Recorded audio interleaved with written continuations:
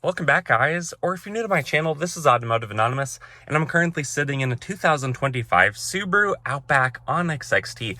What that means is it's a pretty luxurious Outback. It's kind of a mid-trim level at number 5 out of the 9 trim levels you can currently buy. ONYX means it's blacked out badges, wheels, a few features like that on the exterior for the most part, and StarTex seats on the interior. And then XT means it's turboed, so it has 260 horsepower, has a pretty good Garrett-sized turbocharger under the hood, and today we're going to take it for a drive. If you're new to my channel, I actually own a turbo Outback. I have an Outback Wilderness. I've owned it for about 3 years, but the ONYX XT is kind of special to my heart because this is the first modern Subaru Outback turbo that I drove, and it's basically the reason why 3 years ago I decided to buy the Wilderness. These are really good. It's a little bit cheaper than the Wilderness, but not by much, and it has basically all the same features minus the small lift kit, the all-terrain tires, and just a few other little things. So let's start it right up. The needles dance. It comes to life. It's pretty quiet because the turbo is in the front of the bottom of the engine. You really unfortunately don't get to hear a lot of that turbo noise. This is the backup camera. It does have auto start stop. You do have to turn that off every time if you want. Trajectory lines do move. It has level 1 and 2 deep snow and mud. So the X mode features really do a pretty good job. I actually have a video in my Wilderness getting one of these stuck and then recovered in the snow last winter. But let's take it for a drive. Let's launch out of the gravel and let's see how it does. Oh yeah, no slip. Does a really good job. The Outback is basically a full-size, family-sized adventure vehicle, and Subaru has done a really good job refining these every single year, every single generation, of which this is the 6th year of the 6th generation, and it's the last year of this current body style of the Outback. So if you love this one, now might be the time to buy one, but you're realistically probably going to have about a year to decide before the new 7th generation comes out. The new one is supposed to be longer, wider, and a pretty big, hefty refresh. But honestly, I doubt it's going to be a lot different on the interior than this because usually Subaru, just like all their safety features, they play it safe. They don't really want to ruffle any feathers. They don't want to lose their audience to these. And there's a reason why in North America alone, these sell about 150 to 170,000 units every single year. They're also sold in Canada and I believe a few European and other countries around the world. But the local ones to us, which most of you guys are probably watching from North America, they're assembled in Lafayette, Indiana. So they're homegrown, assembled by American workers. And for being a Japanese company that Subaru is, it's going to have a lot of nice convenient features. It's going to be very humanly centric, ergonomically pleasing. Let me get into adaptive cruise control. This portion of the video is now CGI because you should never take your hands off the wheel, but it does a really good job tracking the truck in front of us. You can see I have it to the max distance right now, which is what I always recommend to give you guys the most space between you and the vehicles around you, as well as Subaru windshields unfortunately are a little bit more prone to cracking, it seems like, than some other vehicles. Not really compared to other like 4x4s because usually those have a more flat windshield that just hits with rocks and it doesn't really disperse the energy. So I don't know if these crack more easily because they're larger, because of the angle of it, because of the thickness of the glass. That truck is speeding, but the vehicle is keeping us pretty well in our lane and it's doing a really good job.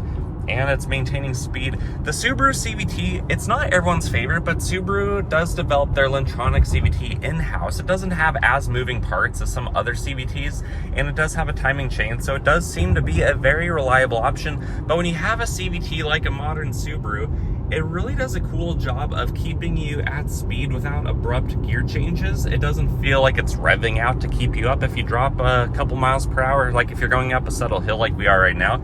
It just does a really cool job to maintain speed and to be smooth. And sometimes the RPM do even drop while you're accelerating, which is a cool feature of the CVT. But otherwise in here, if I'll be quiet for just a moment, there is a little bit of road noise, a little bit of wind noise. I am going, 54 miles per hour. But let's see how it handles when we take a corner. And you guys can hopefully still see the speed. Yeah, this doesn't corner like a WRX. There's a lot of weight on the rear of this because it does weigh about 3,900 pounds. But does it handle better than 4x4s and trucks? Heck yeah, it does. Just doesn't handle like a sports car, which I've driven a lot of, so it's not a fair comparison to the Outback. But If anything, it handles better than my Wilderness.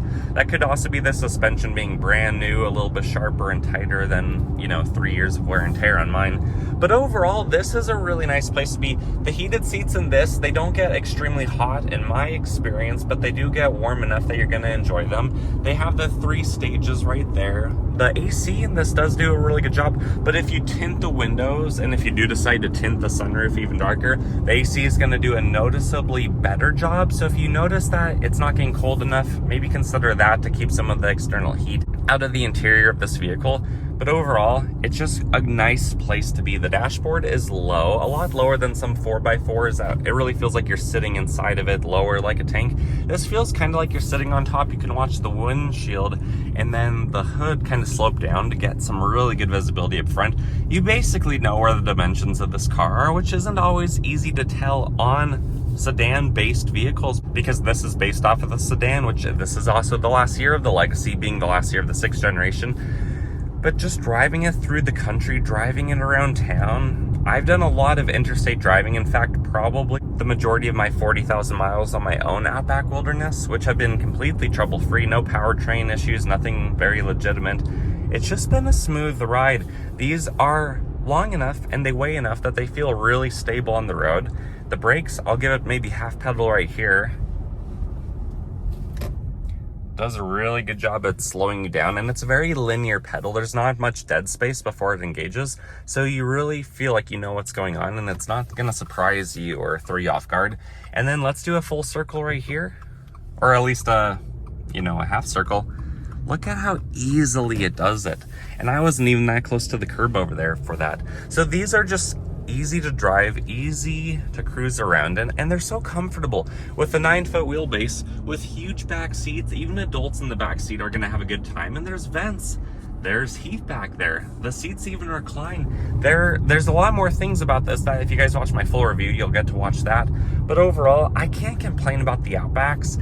I've done full reviews of, I think this is the 5th one that I've taken out now for 2025. So I have 4 more to do, but I think this is the last of the turbo models, the turbo trim levels, I should say. So if you guys want to watch any of my full reviews, definitely check those out. Otherwise, let's get to the 0 to 60. 0 to 60, traction is off. I am going to brake rev it, and density altitude's 5,100 feet, so we're basically a mile above sea level, meaning this turbo engine is still down on power 5 to 6%. Let's see what it can do.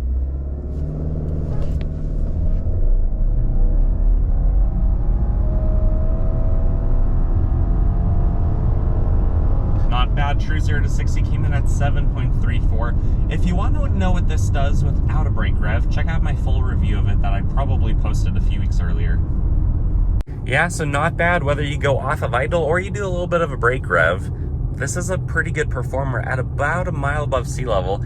It handles a lot better than most other 260 horsepower vehicles, especially the naturally aspirated ones. The turbo Outbacks, they punch above their class, and there's a lot of reasons to buy one, there's a lot of reasons to love one. But just because I have one, just because I'm a random dude you met on the internet telling you how cool I think they are, don't take my word for it. Test drive one for yourself. Go test out the rest of the competition, even the vehicles and the brands you maybe haven't driven before or aren't as excited about, because you don't want to make the wrong decision for you. If you're going to keep a vehicle for the average, length that an American does, which is 5 or 6 years, make sure that you find the right one for you. Because if you're going to be spending $40,000, even after Twin Falls' Subarus, at least $1,500 discount on this brand new one, which by the way, it's over 4 months until we're in the year 2025. So it's kind of cool that this dealership, which I'll link below, they don't make you wait till the end of that model year to get an actual discount.